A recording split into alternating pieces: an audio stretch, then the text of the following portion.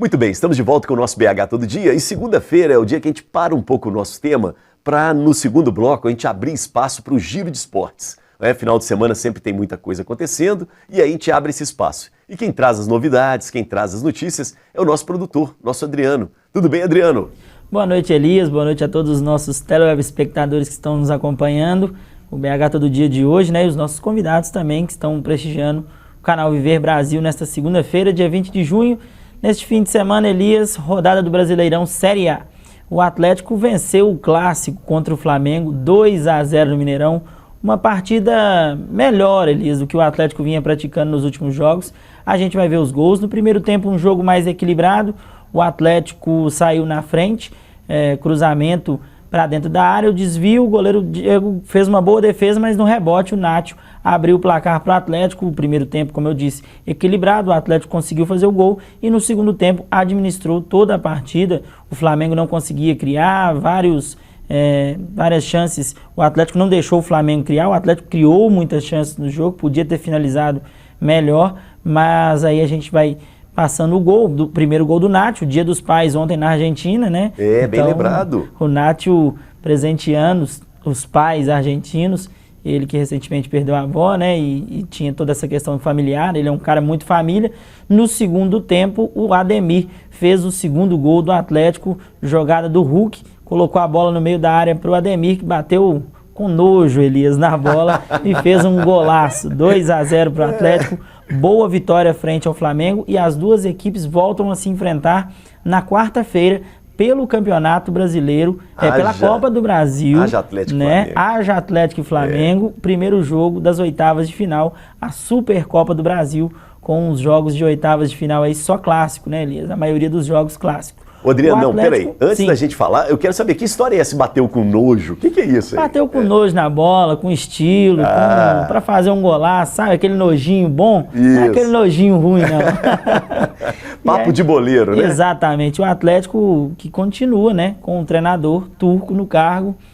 Respirando, né? Respirando aí, o Antônio Mohamed, respirando por aparelhos, mas o futebol brasileiro, ele está tão chato, pra mim, eu vou ser bem sincero, bem amador. Porque você fala que o técnico, se não ganhar, vai cair. Aí ele ganha. E se ele perder quarta, ele cai também? Fica a dúvida no ar. E aí a gente tem que profissionalizar mais o nosso futebol. O Atlético, com essa vitória, se mantém ali na parte de cima da tabela, muda a chavinha, mas o Flamengo não muda tanto a chavinha não, porque depois que enfrenta o Atlético pela Copa do Brasil, vai jogar com o América no sábado, lá no Rio de Janeiro, pelo Brasileirão. O América que perdeu mais uma vez em Fortaleza. Já são 4 partidas sem vitória no Campeonato Brasileiro, Elias. A gente vai colocar o gol na tela, o gol do Pikachu, gol no primeiro tempo também. O Fortaleza dominou as ações do jogo, mas infelizmente a gente tem que destacar a arbitragem do senhor Leandro Pedro Voaden. Muito fraca a arbitragem. Parece que combinaram, né, Elias? Os dois árbitros que apitaram os jogos das 18 horas.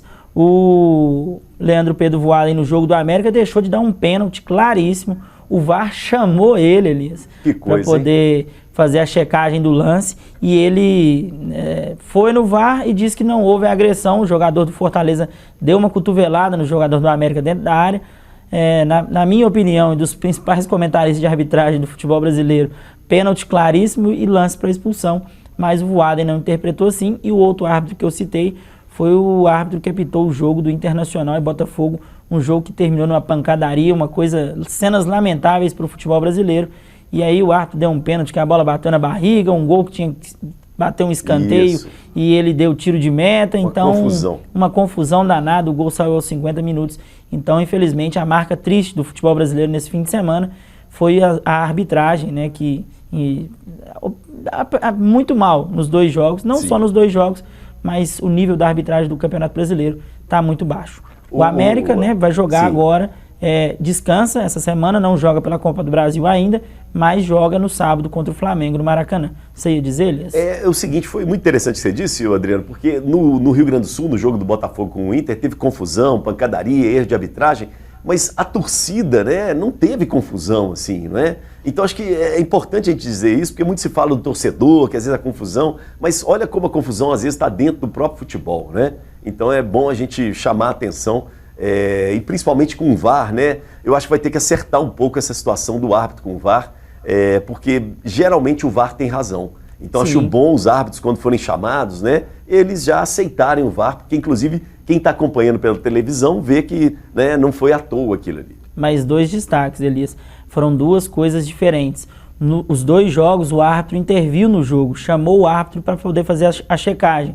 Mas, por exemplo, no jogo do América, o lance de agressão, o árbitro de campo interpretou, e ele é a autoridade maior em campo, que não houve o lance faltoso, uma cotovelada no rosto do jogador do América.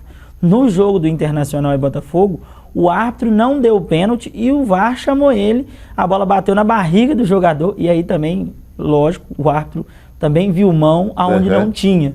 Então é aquela coisa, o árbitro já que o VAR me chamou, eu tenho que ir, digamos, intencionado a já marcar a falta, e não é assim, tem que ser interpretado, fica a critério do árbitro a interpretação, mas tem lances que, venhamos e convenhamos, os árbitros estão deixando a desejar sim nesse lance interpretativo.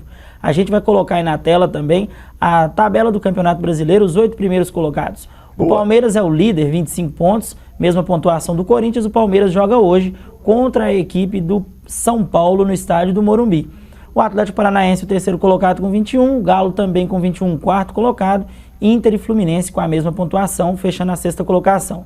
Botafogo e Santos, 18 pontos cada, 7º e 8º colocado. O América tem que acender uma luzinha amarela aí, está com 18 pontos na 16ª colocação, é a primeira colocação fora da zona de rebaixamento. Nós já estamos na 13ª rodada do Campeonato Brasileiro. Elias, o Cruzeiro não jogou nesse fim de semana, né? E está se preparando para um jogão contra a equipe do Fluminense no Maracanã. Vamos lá. O Fluminense pela Copa do Brasil, jogo de ida das oitavas de final, quinta-feira, 19 horas. O Cruzeiro pode ter o retorno do Léo Paz e também à disposição o Luvanor, o atacante e o lateral que estavam no DM do Cruzeiro. É um grande encontro, viu, Elias?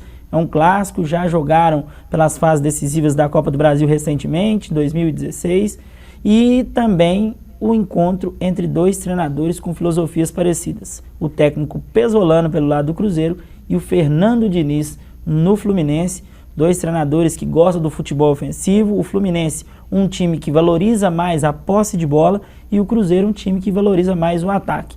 Então é um jogo que está guardando essas expectativas dos torcedores, mais um clássico do futebol brasileiro nessa fase de mata-mata da Copa do Brasil. Elias, os 2 destaques do fim de semana são as mulheres do esporte brasileiro. A gente já está aí no ritmo, a gente que teve uma Olimpíada recentemente, fora de época, né, lá em Tóquio, e agora já estão se preparando para Paris 2024.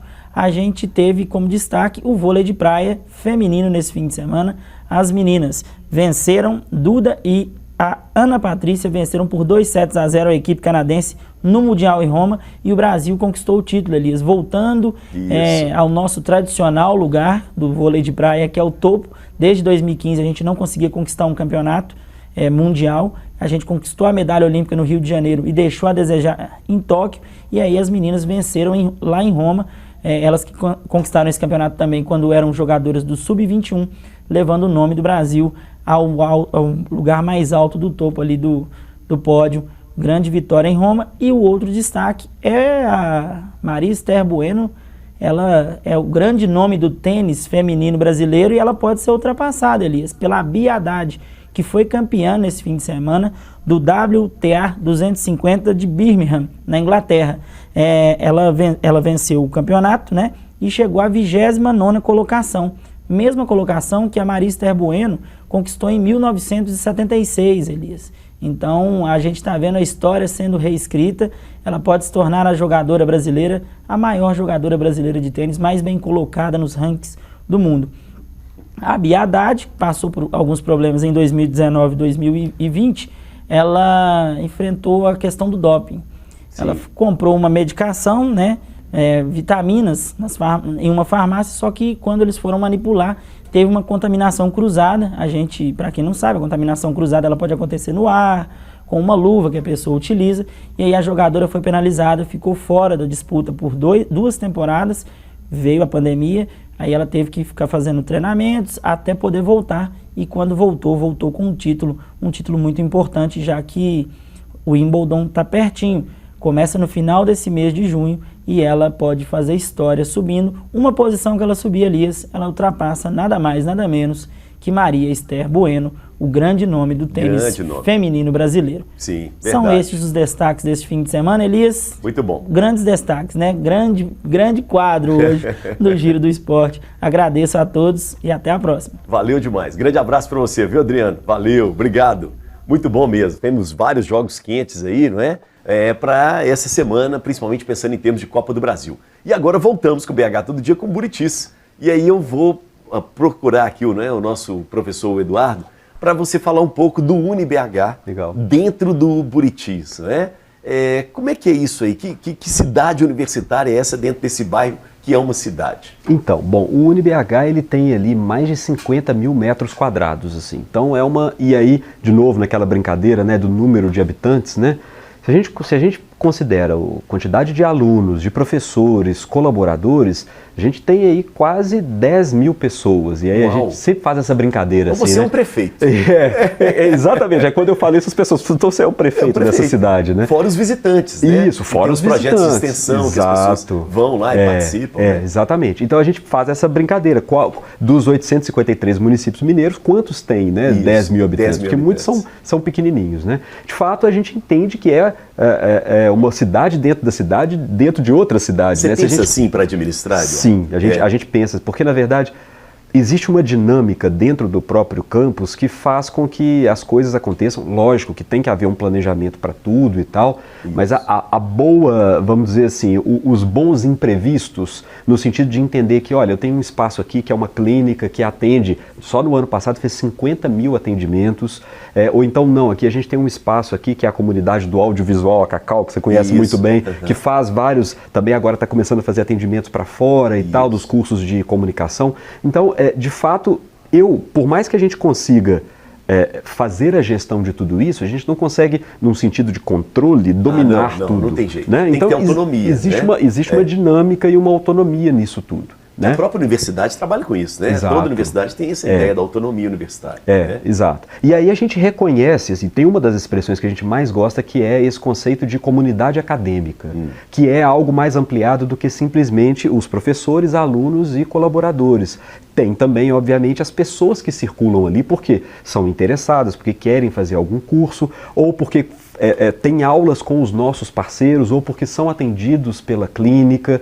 Então, isso vai fazendo com que, de fato, a gente tenha habitantes numa cidade como essa, né? E imagina, para a gente que trabalha na perspectiva de ter uma experiência universitária muito forte, a gente ficou alijado disso na época do lockdown, né? Porque todo mundo trabalhando e estudando no ambiente digital, mas o desejo era isso que a gente agora consegue com mais aceleração, que é voltar ao presencial, né? E isso, para a gente, é algo que não tem preço.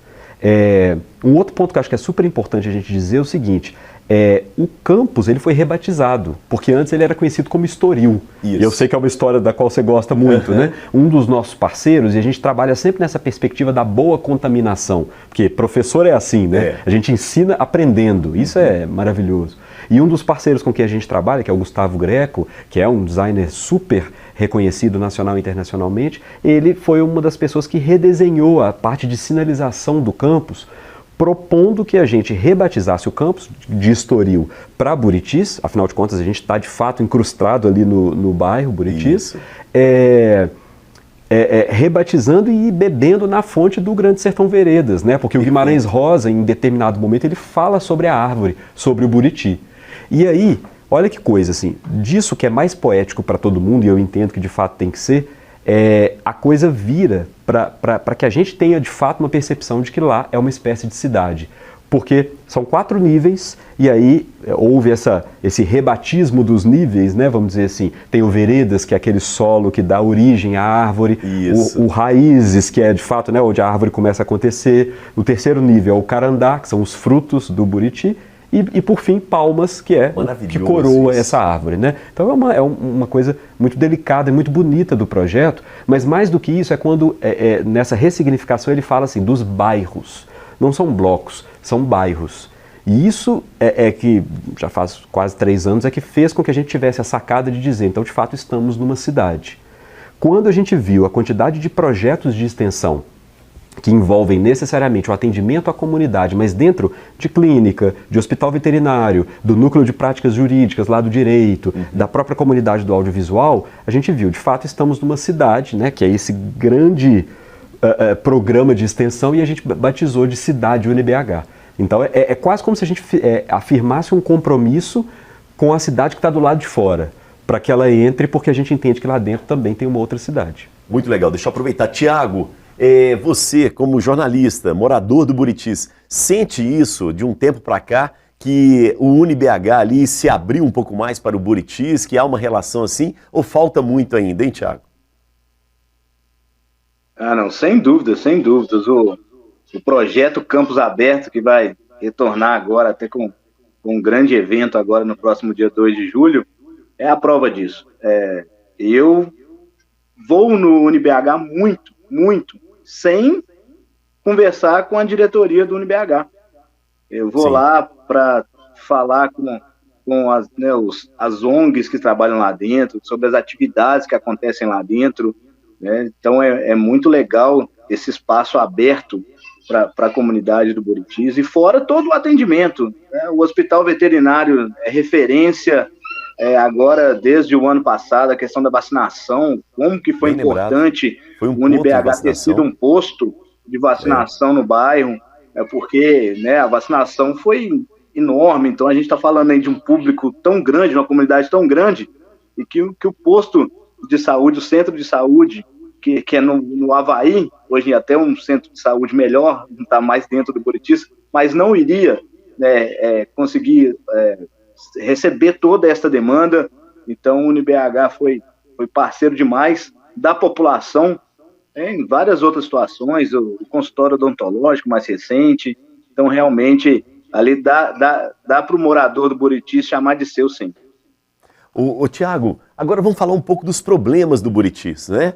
Uma das queixas que a gente tem muito, eu como professor, né, passei por isso, os alunos reclamavam, mas as pessoas reclamam, é a questão do trânsito, né, de chegar ao Buritis. Não temos muitas vias de acesso. Esse é um problema que você acompanha de perto. Há solução para isso? As autoridades estão preocupadas com isso? O que você pensa, hein, Tiago? Beleza, então eu posso te contar um pouquinho da história do jornal? Ótimo, por favor. Porque o nosso jornal, ele acabou de completar a sua maioridade, em março, fez 18 anos, e desde o início, né, a linha editorial do jornal é falar bem do Buritis. Porque sempre quando a grande mídia ia para o bairro, era justamente para falar do trânsito. Tivemos um problema de trânsito em Belo Horizonte, e um repórter aparecia ao vivo lá do Buritis. Isso. É claro que é difícil a gente, né, pensar como resolver o problema do trânsito do Buritis, já que é um bairro com uma população tão grande e que a grande maioria possui veículo. Então, né, vai derrubar prédios para abrir ruas? Não tem como. Então, cabe às autoridades do nosso trânsito resolverem, ou pelo menos amenizarem o problema. Acredito que todos podem ter ideias. A Associação do Bairro Buritis lançou a ideia do Anel do Buritis, né, mostrar algumas soluções simples, até de sinalização, que poderiam amenizar um pouco o problema. Então, acho que as nossas autoridades têm que ficar atentas a essas questões. O trânsito do Buritis ficar perfeito, eu acredito que é utopia. Torcer para que isso aconteça, mas é difícil. Mas falta um pouco, né, de olhar a situação, olhar com mais carinho, o que pode ser melhorado, escutar quem está lá todo dia.